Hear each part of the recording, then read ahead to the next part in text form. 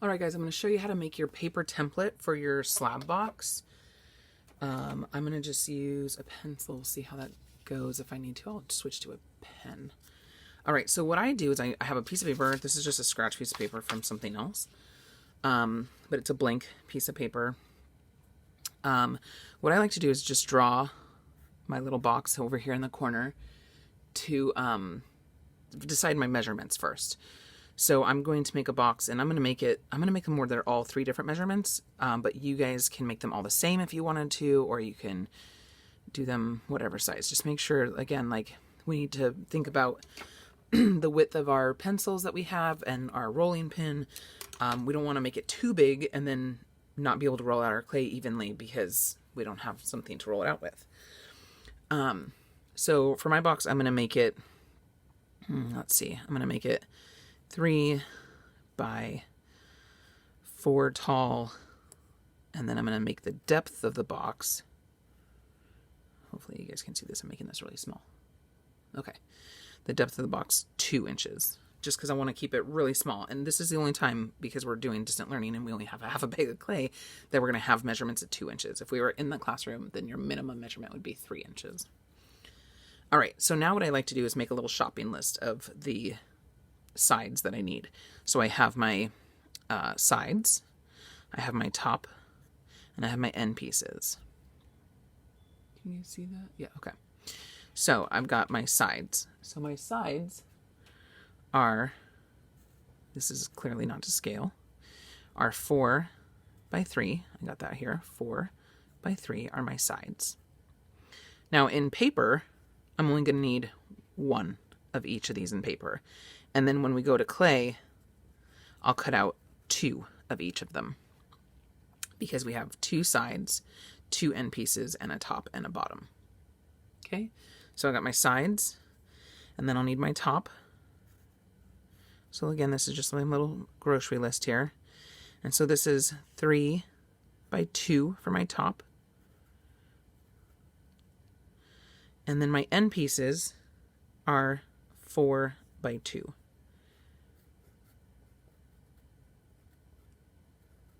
Okay, so those are the 3 sides that I need to make my box. Now, I mentioned in the presentation that our paper is already nice and squared off. It's already at 90-degree angles on the corners. So we're going to use that to our advantage because my motto is let's work smarter, not harder.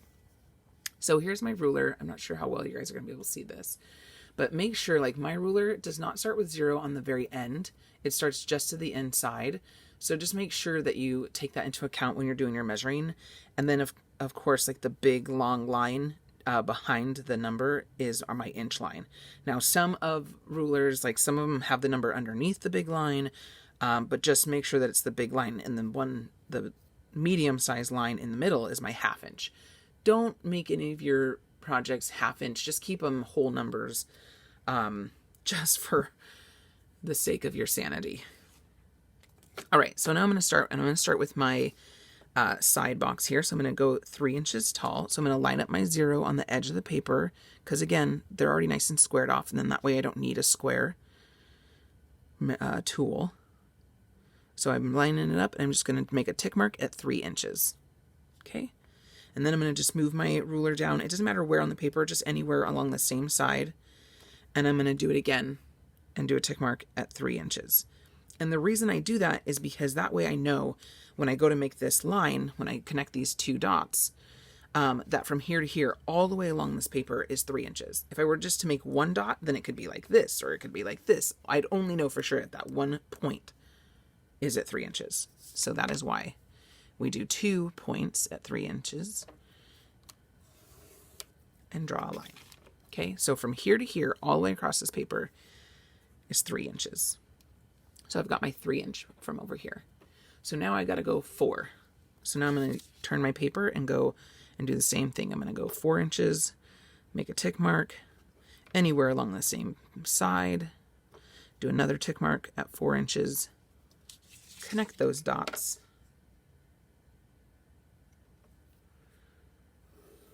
and let's just go ahead and extend it just for the sake of the project here. So now from here to here is 4 inches. That looks crooked to me.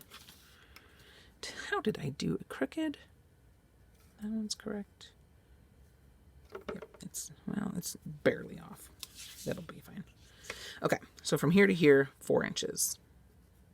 Now, I always write my numbers to the inside of my box, so these are my sides. And the reason is because we're going to cut this out, and then I know which side is which. Just, you know. So I'm going to make a little check box. I checked that one off. Oops, you can't see it. I checked this one off because, boom, I'm done with it. So now I have my top and bottom. So I've already got 3 inches from here to here, 3 inches. So I'm going to go ahead and do this 2-inch box on this side as well. So I'm going to go off of this edge just in case this one wasn't correct measurement. I'm going to go off of this side just to be on the safe side. So make a tick mark at 2 inches. Anywhere on the same side of the paper, another tick mark at 2 inches.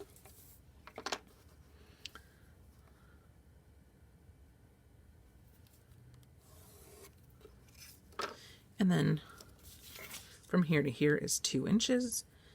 There's my box here. Check. And this is my top and my bottom. Okay. Yeah, that line is somehow off. Big time. Oh well, we'll work with it. That's why we didn't go off of that measurement. It's just from here to here, so we'll be okay. And now we have our 4x2. So we know from here to here is 2 inches, and we know from here to here is 4 inches. So you could go off of either one. Because I don't like this line as much, I'm going to go off of this one. And I'm going to say that I'm going to go off of this line here and go 4 inches, make a tick mark. 4 inches, make a tick mark. And then connect those 2 lines.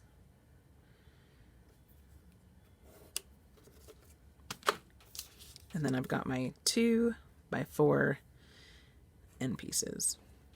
Okay, and then this is just nothing, nothing, nothing, nothing. Sometimes I have to do that just because visually I get confused myself.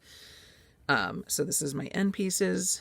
Check 2x4, my 3x2, and then my 4x3. Okay, so that would be my boxes. Could just be the slight angle that I was at. Okay. So at this point, I'm done with my paper template. And then once I have my paper template, and if you guys need to review or you can work along with the video to make sure that you're doing it correctly, you can do it the same size if you want to. It's really up to you guys. And then what we'll do is we'll grab some scissors and we'll cut these out, and then I'll show you guys how to roll out your slabs. And we'll get going on the next part. Have a great day. See you next time.